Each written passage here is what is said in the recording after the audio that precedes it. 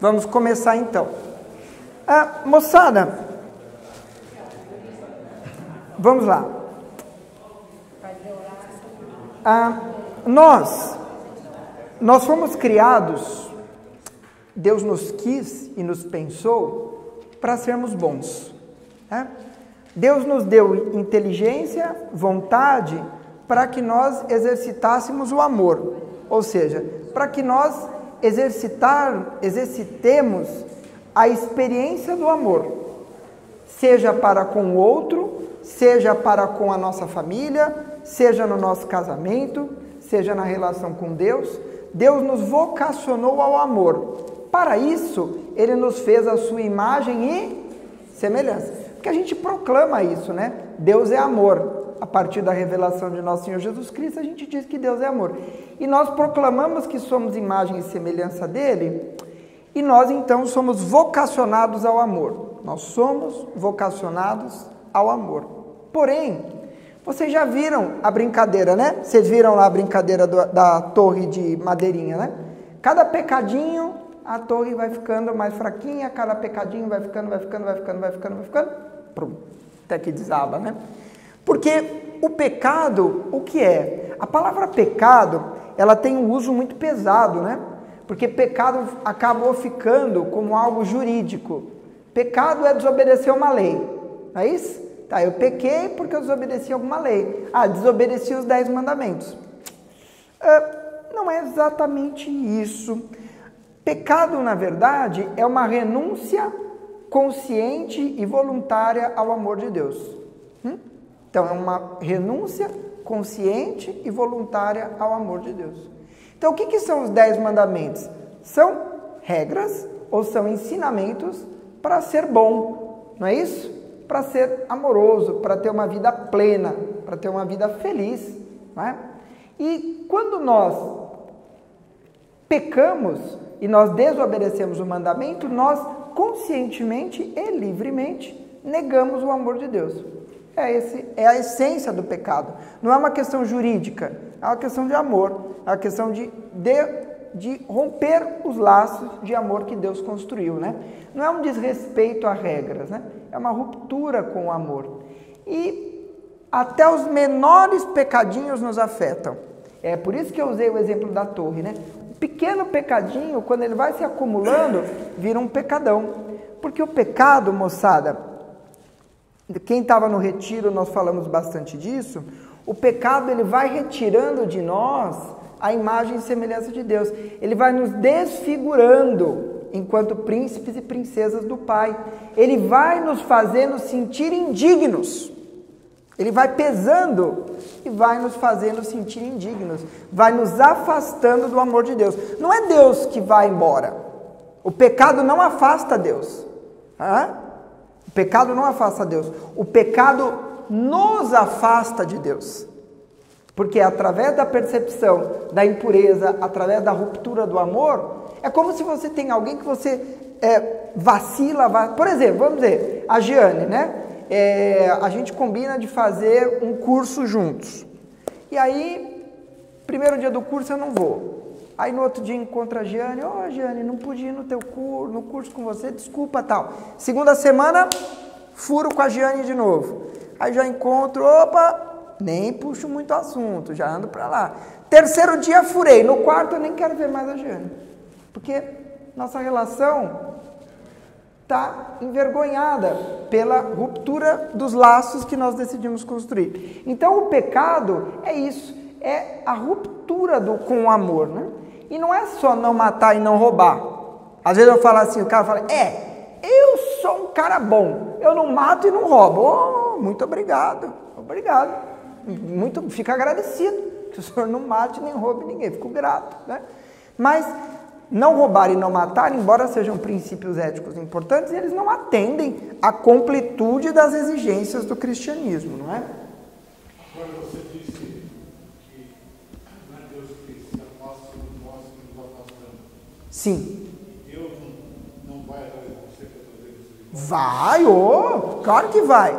E ele tanto fez que ele mandou o filho dele nos buscar. Porque antes de nosso Senhor Jesus Cristo, os profetas, os sábios, os grandes patriarcas foram semeando esse resgate.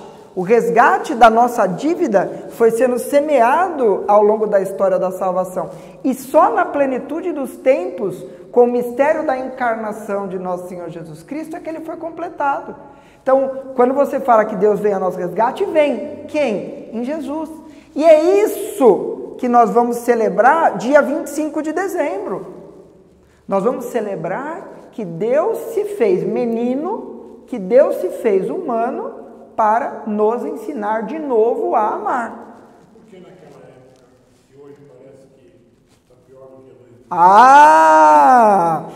que Isso nós vamos chamar, porque o mistério da encarnação de Cristo acontece dentro do que a gente chama de Kairos, ou seja, do tempo da graça. O porquê esse tempo da graça se deu no momento histórico de Jesus é um mistério. A teologia conjectura que era o momento no qual o mundo estava pronto para receber nosso Senhor Jesus Cristo, né? Alguns teólogos mais radicais falam que foi o momento em que alguém disse sim. Aí vem a figura de Maria, né? Alguém disse sim a essa loucura. Mas o motivo real não sabemos, o motivo real pelo qual Jesus se encarna naquele momento. Mas o que sabemos é que por meio da sua encarnação, Jesus veio nos resgatar, veio nos restaurar, veio nos redimir, veio dar a sua redenção. E o pecado, que é a negação de tudo isso, ele tem uma tripla dimensão. Falo sempre isso aqui. Ele ofende a minha dignidade de filho de Deus, a minha santidade. O caminho de todo cristão é ser santo. Isso é o caminho de todos nós, né? Então, São Felipe da Saúde, São Luís da Vila Clementino, Santa Vera da Vila Mariana, o destino de cada um de nós é a santidade. Talvez a gente não vire um santo tão famoso para ir parar no altar, né? Mas, pode ser que sim. Mas o caminho de todos nós é a santidade. Então, fere a minha santidade, fere a comunidade. A igreja é menos santa quanto cada um de seus membros é menos santo. Então, às vezes a gente fala, nossa igreja é pecadora. É, porque ela é feita de pessoas pecadoras. E quanto menos pecadoras nós formos, quanto mais alegres, seguidores da palavra, mais próximos do amor de Deus nós fomos, mais santa é a igreja, não é?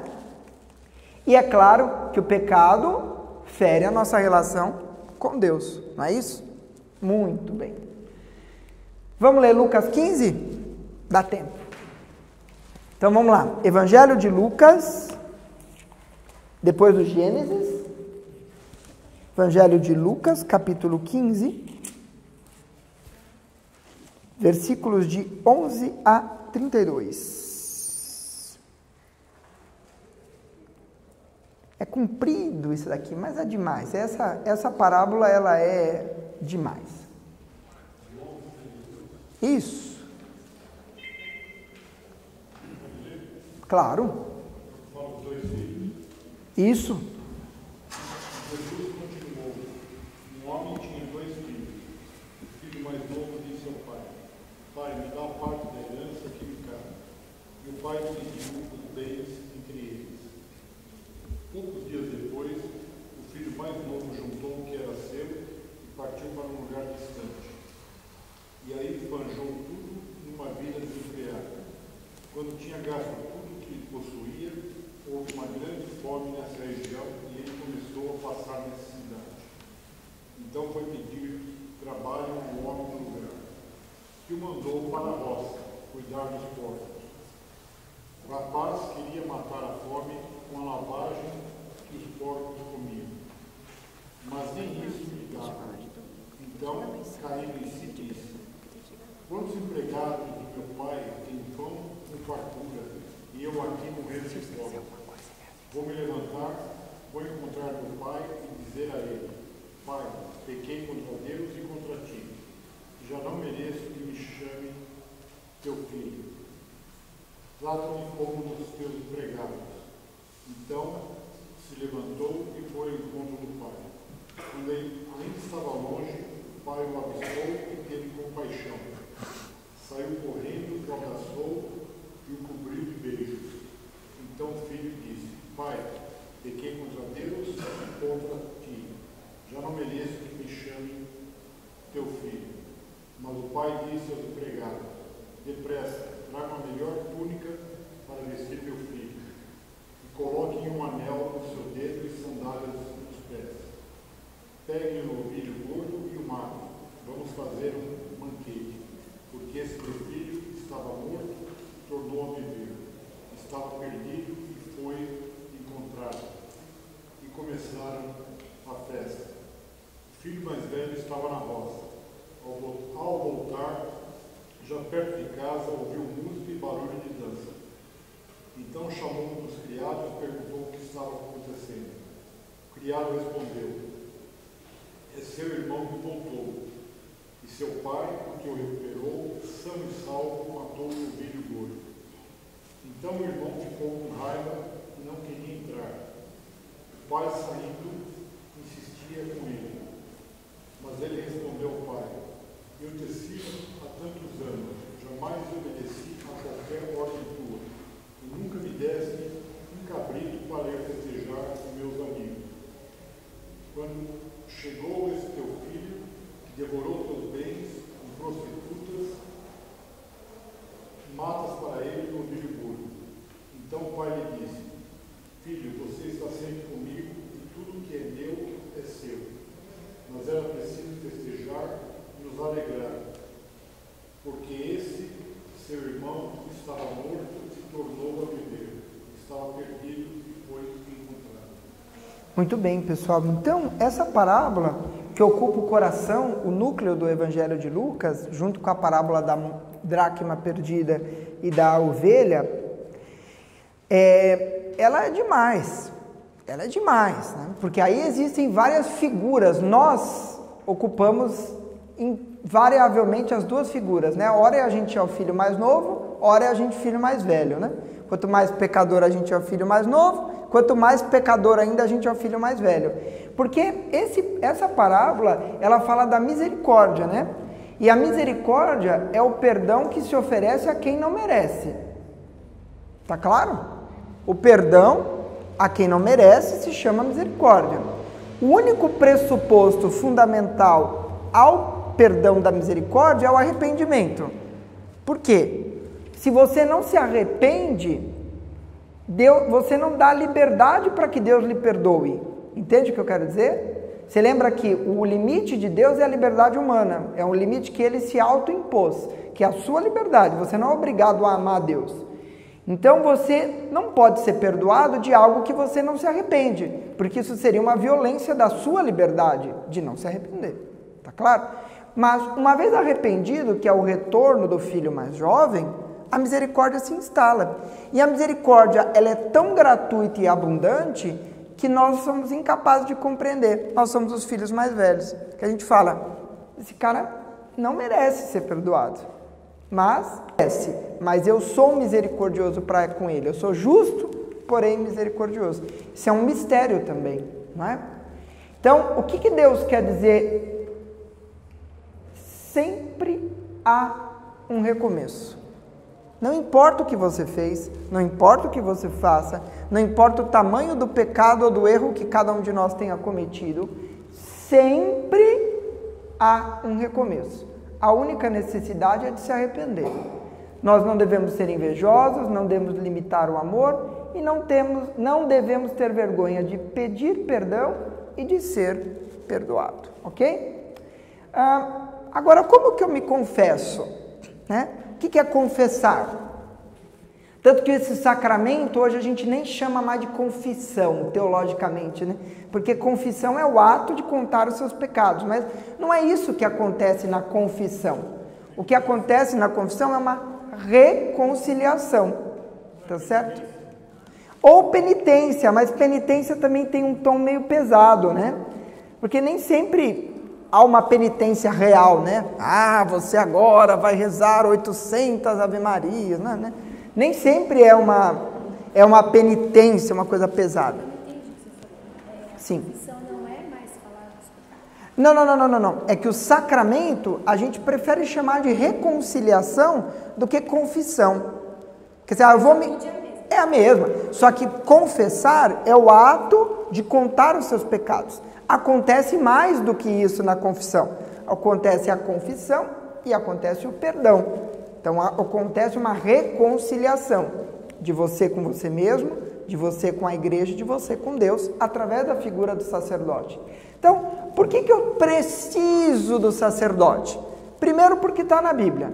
João 20, de 21 a 23. Tá? Na apostilinha de vocês tem essa passagem, né? Que é uma passagem onde Jesus dá essa... Então, por que eu preciso do sacerdote? Em João 20, 21 a 23, Jesus diz o seguinte: a quem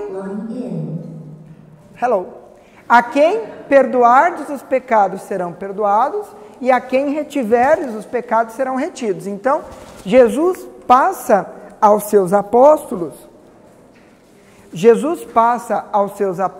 uma autoridade para que eles, em nome de Jesus, continuem perdoando os pecados do mundo. Eu fico assombrado como as pessoas se ofendem com isso, porque falam assim: mas ele também é humano. Como é que sendo humano, ele pode... Como é que o cara, sendo humano, e também pecador, ele consegue perdoar os meus pecados? Já pararam para pensar nisso? Sim ou não? Mas sim, o padre também é pecador. Já vi esse padre fumando, né? O padre é pecador e aí ele não pode perdoar meus pecados. Aí eu faço uma coisa mais grave para vocês. Não, vamos chegar lá. Olha só, o padre não faz a consagração da Eucaristia? Por meio das mãos dele, por meio dos seus gestos, por meio do seu sacramento da ordem, ele não traz presente o corpo do próprio Jesus Cristo na Eucaristia? Se ele é digno de trazer o corpo de nosso Senhor Jesus Cristo na espécie do pão e do vinho, ele é digno também de perdoar os seus pecados. Quando?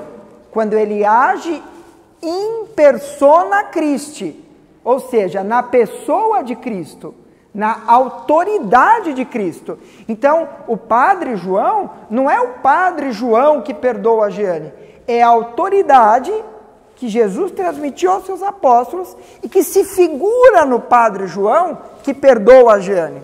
Então não é igual eu ouço algumas pessoas ignorantes dizer: eu não me confesso perante os homens. Não, se eu chegar aqui pro Luiz e falar: Luiz, vou te confessar uns pecados aqui, putz, tô roubando a minha empresa lá, tal, tô tirando um por fora. Luiz, não, vai em paz que eu te perdoo. Não, ele vai ter o poder de perdoar a ofensa que eu fiz a ele. Então, Luiz, eu bati o seu carro, não te contei, sei lá, alguma coisa assim. Quer dizer, o perdão do outro é naquilo que fere o outro. E então, o sacerdote, ele é dotado de uma dignidade que não nasce da condição humana dele, mas da posição que ele ocupa pelo sacramento da ordem. Então, ele te perdoa em nome de Cristo, não em nome dele. Não em nome do João, do Luiz, do Jamil. Está claro isso? Então, quando você fala que o sacerdote não tem autoridade para te perdoar, também não tem autoridade para consagrar a Eucaristia, então. Não tem autoridade para batizar seus filhos, não tem autoridade para casar você. Tá certo? Porque ele age na pessoa de Cristo. Mas é muito bom que tenha um padre para me confessar, é muito bom. Porque ele pode me orientar. Ele pode me dar a sensação de reintegração à igreja, porque quando eu peco, eu firo a santidade da igreja também. Né? Então eu peço perdão a ele, também peço perdão à igreja. Eu não tenho como pedir perdão a todos vocês por ser menos santo. Então eu peço diante do representante da igreja. Né? E para mim, isso daqui é o mais importante. Confessar-se diante de outro ser humano é um ato de profunda humildade. É um ato de você falar assim: olha, eu pisei na bola. Certo? E é igual eu brincava aqui: quem tem vergonha de confessar? Se você não tem vergonha de confessar, ou é porque você nunca confessou, ainda não sabe o que é, ou é porque você não tem pecado, que é bem menos frequente, né? Ou porque você não se arrependeu dos seus pecados. Porque o pecado causa vergonha, é claro. Quando você vai contar para alguém coisas que você fez errado, naturalmente isso tem que vir a sensação de vergonha. Confessar o prevô discípulo. Frei Carlos. Aí é uma questão de você escolher o seu confessor. Isso é um direito que você tem. Eu vou me confessar com um padre ou outro, é um direito que você tem. Né? Como confessar? Primeira etapa, pessoal, isso eu ouço demais, com mais frequência do que eu imaginava, que as pessoas falam assim, já respondo, que as pessoas falam assim, Felipe, eu não vou confessar, aí eu morro, porque eu não tenho pecado. Então, cara, demais, eu achei mais um Jesus Cristo aqui, cara. Se você não tem pecado, é porque você tem uma consciência raquítica. Né? Então a sua consciência está tão perturbada por tudo, você nem consegue mais perceber que está pecando. Fala. Quem perguntou alguma coisa? Diga. Falou sobre padres pedófilos, né? Se você analisar todos os setores de profissões, o que menos ocorre pedofilia é na Igreja Católica. O que acontece é que é um escândalo tão grande que todo mundo comenta, mas o lugar mais seguro para deixar o seu filho, na verdade, seria na igreja.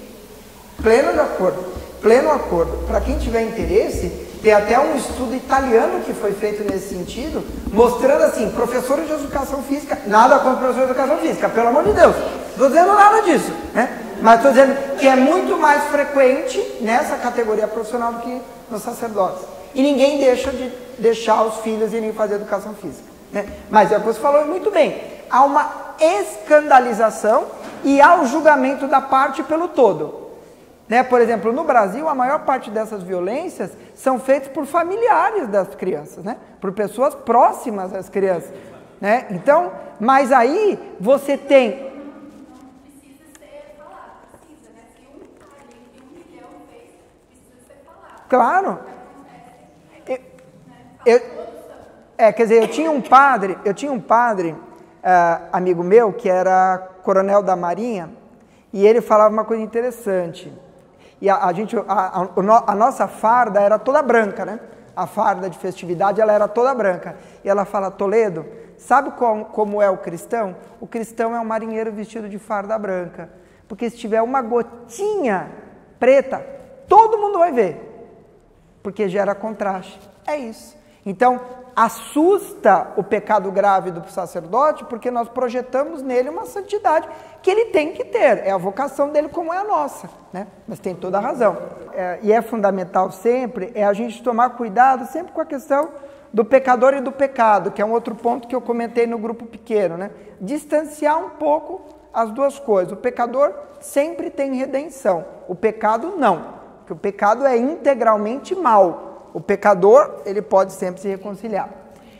Pessoal, para nós fazermos uma boa confissão, nós sempre temos que fazer uma profunda revisão da nossa consciência. Então, não é chegar no padre, oi, tudo bem? Como tá? Não é pecado muito não, acho que domingo não vinha umas missas no domingo, é isso aí. Não. Todo mundo recebeu essa folhinha? Então, já vamos entregar para vocês. Nós montamos para vocês o resumo de uma revisão de consciência.